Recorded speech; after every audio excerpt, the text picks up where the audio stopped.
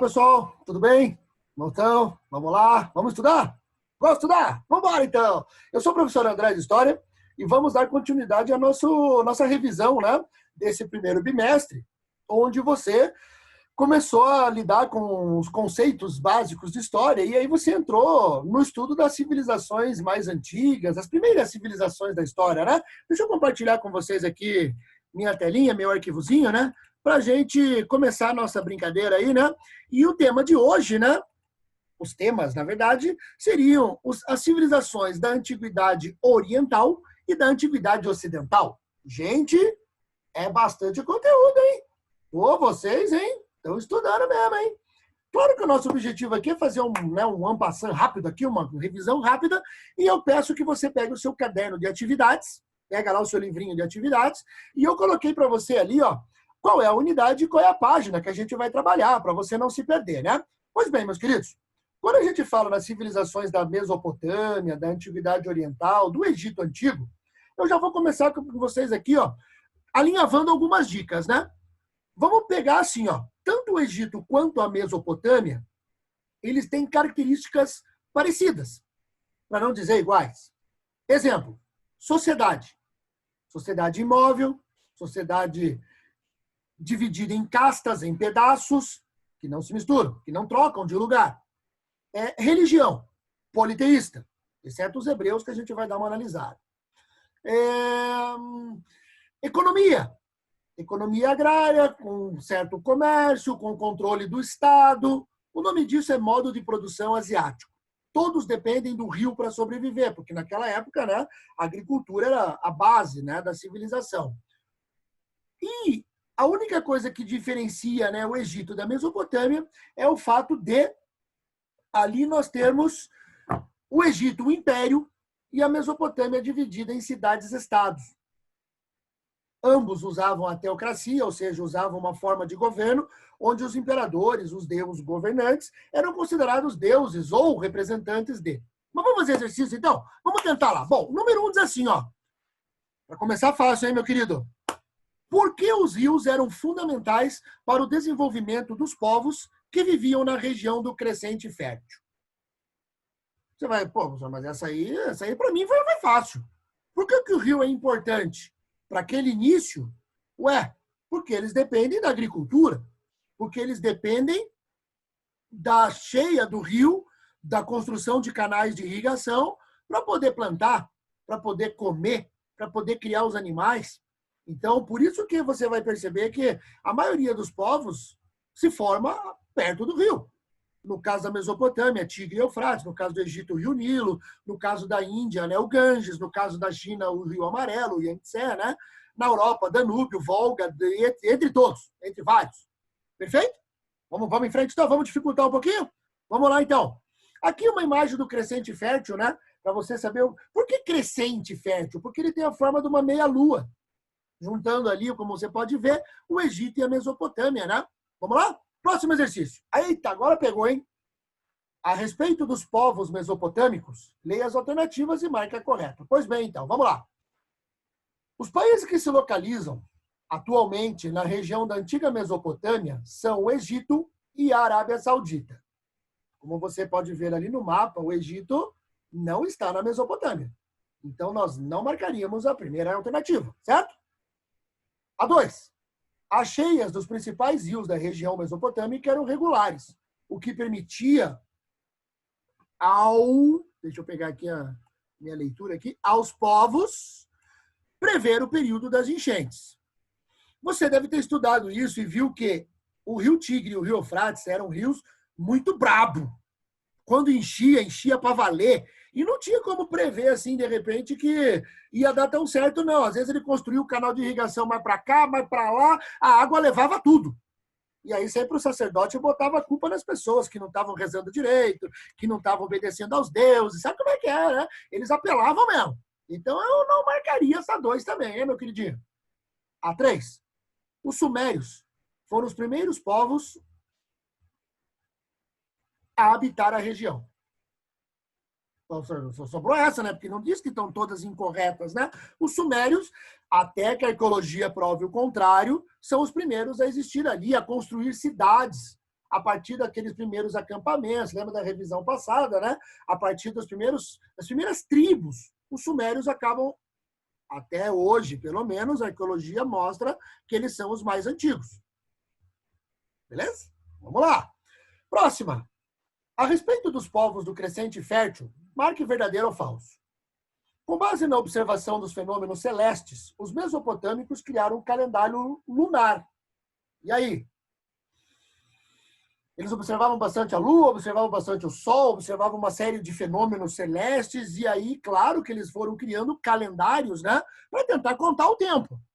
Calendário lunar, calendário solar, e eles criaram o relógio, né, a base da sombra que o Sol projeta. Então, faz parte daquele estudo astronômico que eles faziam. Vamos lá. Segundo, a principal matéria-prima utilizada nas construções egípcias era a madeira, uma vez que havia uma grande quantidade de árvores na região. E aí? Você viu figuras ali sobre o Egito, você deve ter visto, né, uma série de conteúdo sobre.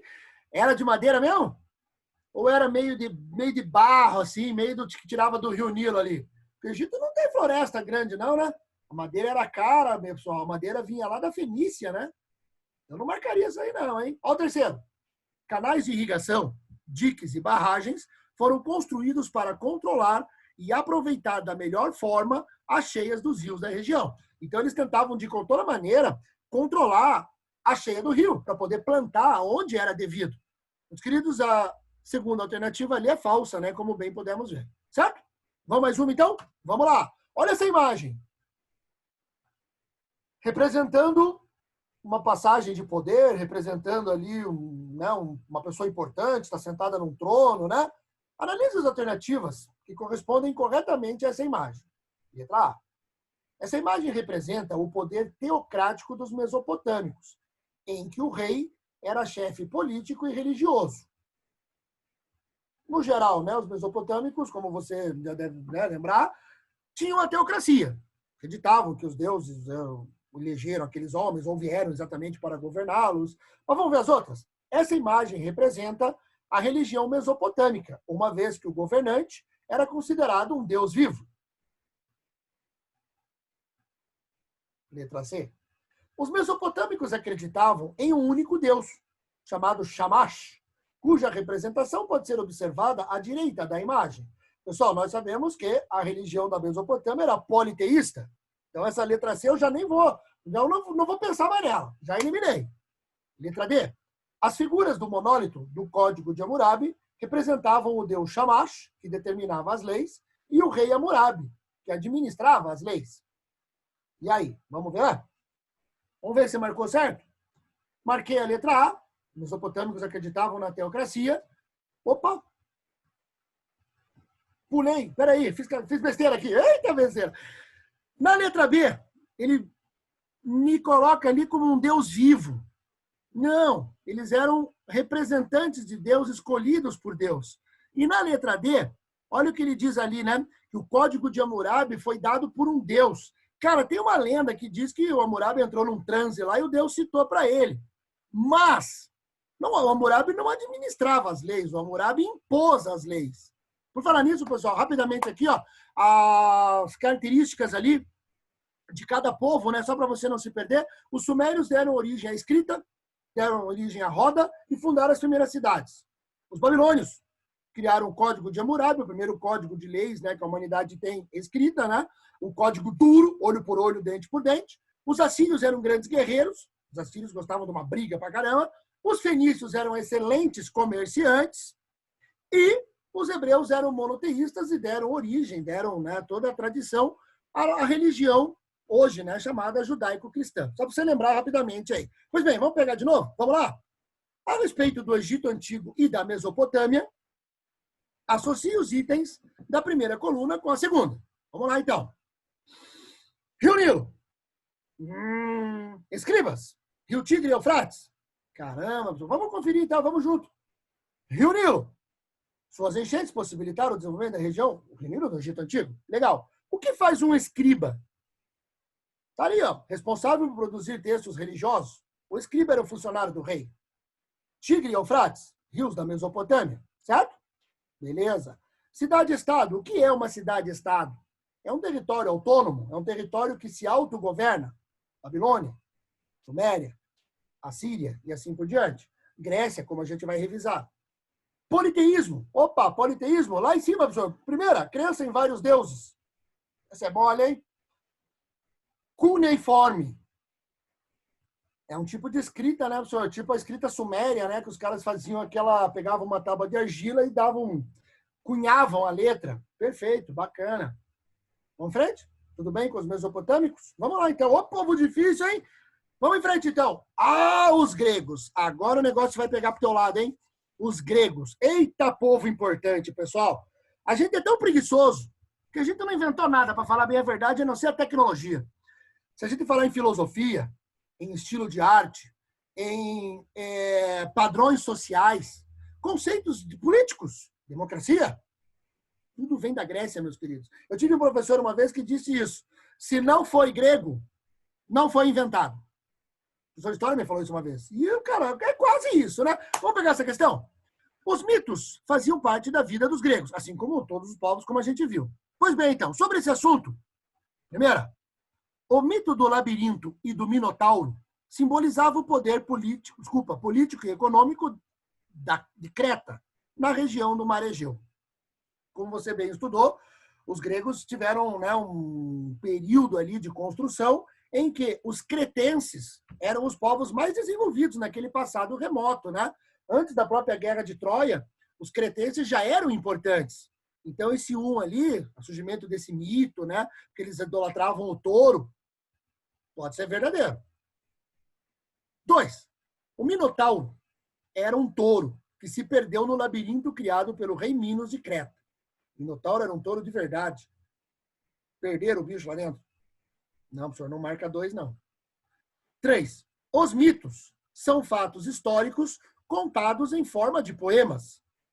Os mitos são fatos históricos. O mito é verdade. 4. Para explicar costumes ou fenômenos da natureza, os mitos são compostos de elementos sobrenaturais, fantásticos. Olha como a gente viu na revisão passada, né? Os mitos relatam exatamente o fantástico, o que não pode ser explicado. O cara foi lá para Creta, viu um labirinto lá, sei lá para que o rei usava aquilo, e o cara inventou essa história toda porque o rei exigia, na época, né, uma série de impostos. Então a Grécia, ela começa a sua história a partir de mitos. Vamos embora, então, mais uma. Opa! A respeito dos povos da Grécia, marque verdadeiro ou falso. Primeiro item. Os cretenses não exerceram grande influência comercial na região do Mar Egeu. Pessoal, o Mar Egeu era um mar muito importante, como vocês podem ter estudado. E os cretenses, lá naquele passado remoto, quando os gregos ainda eram só tribos, aqueus, jónios, eônios, etc., eles eram os caras que dominavam ali, né? Tanto é que o mito de Atlântida pode ser a Creta, a ilha de Creta. Então, pessoal, verdadeiro? Opa, peraí, pulei aqui.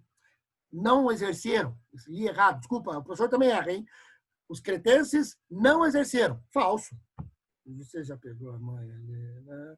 Segundo item, os genos eram pequenas comunidades ligadas por laços de parentesco e lideradas pelo representante mais jovem do grupo. Você já viu alguém mais jovem governando? Você governa a tua casa? Você é jovem. Você não governa nem tua casa, meu querido. Você não governa nem teu quarto. Então, claro que é falso. Terceiro, a polis grega era politicamente autônoma, mas tinha semelhanças culturais com outras cidades-estados, como o idioma, a religião e os costumes. Então, pessoal, os gregos, eles não eram um país como o Brasil é hoje. Os gregos eram uma civilização que tinha um idioma, tinha uma cultura, tinha uma religião parecida, por isso eles se autodenominavam, né, gregos. Mas eles não eram uma nacionalidade. Próximo item. As grandiosas obras arquitetônicas de Knossos, na ilha de Creta, demonstravam o luxo e a grandeza dessa civilização. Então, pessoal, os cretenses foram um grande modelo, um grande exemplo para os gregos copiarem. Então, grande parte da arquitetura, da cerâmica, né, da arte grega, vem dos cretenses. E o último, os genos eram pequenas comunidades ligadas por laços de parentesco, que, por causa da necessidade de proteção, uniram-se e formaram as frátrias. Aquela palavra difícil, né, meu? Geno, família, pequeno grupo. Frátria é quando várias famílias começam a conviver juntas, formando a tribo. Frátria seria tribo. E polis seriam várias tribos, várias frátrias que vão se coligando, formando então a cidade.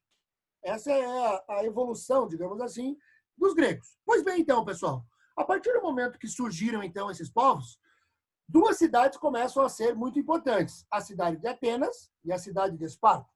Nessa questão, nós temos a comparação entre as duas. No texto 1, você tem o que era a cidade de Atenas. Olha só que cidade bonita. Ó.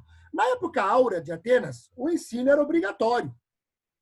Lia-se, escrevia-se, cantava, praticava esportes.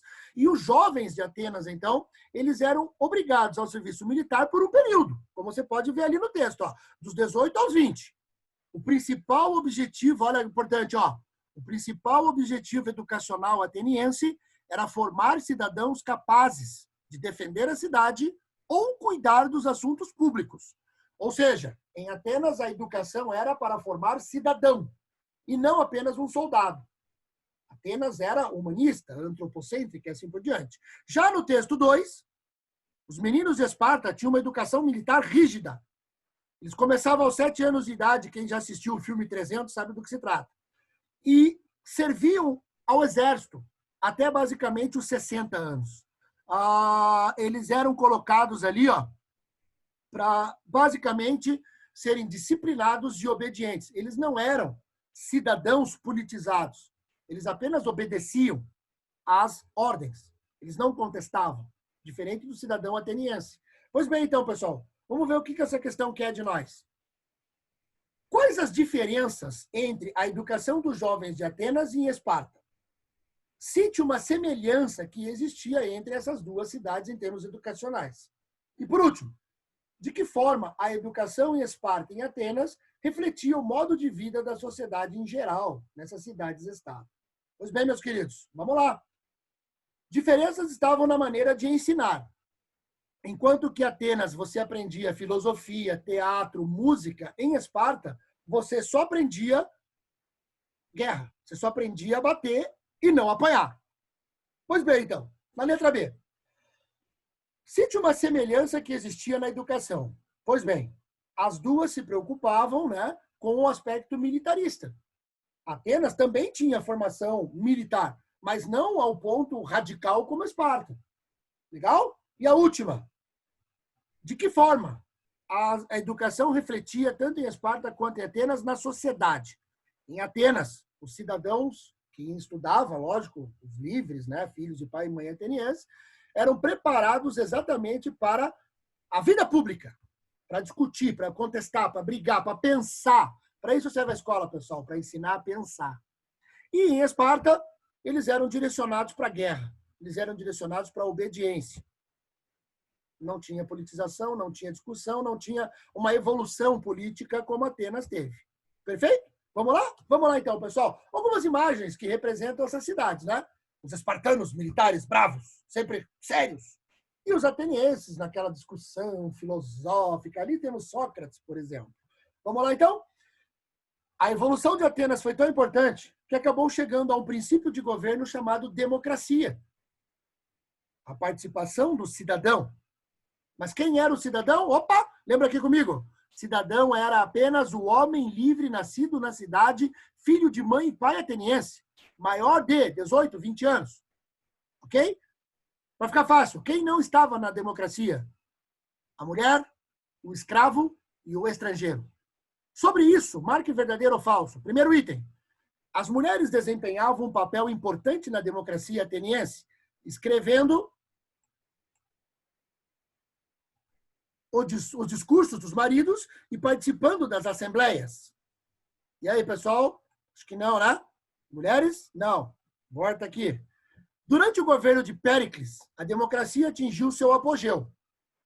A partir do momento que os gregos venceram, né, aquelas guerras todas, as guerras médicas, e Atenas acabou se tornando uma cidade muito rica, no governo do Péricles ela teve seu apogeu. Tanto é que a gente chama de período áureo, né, de Atenas. O próximo item. Apenas homens livres, filhos de pai e mãe atenienses, eram considerados cidadãos. Acabamos de falar sobre isso, certo, meus queridos? Próximo.